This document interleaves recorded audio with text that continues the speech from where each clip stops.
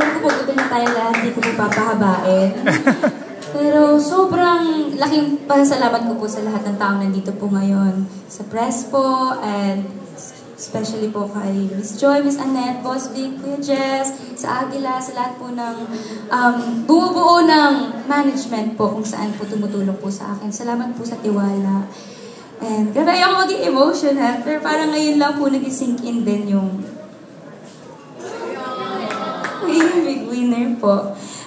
Salamat po sa tiwala. Sorry po. Kasi dati ko po, kakain na po kayo.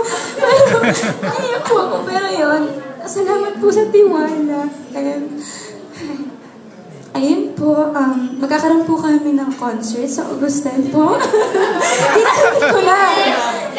Sinegway ko na. And ayun po, magkakaroon na po ako ng album finally. Tagal ko na po pangarap ko. And maaasa po kayo pagbubutihan ko din po. Kaming lahat po. And yun po. Salamat po sa lahat. Thank you, Lord.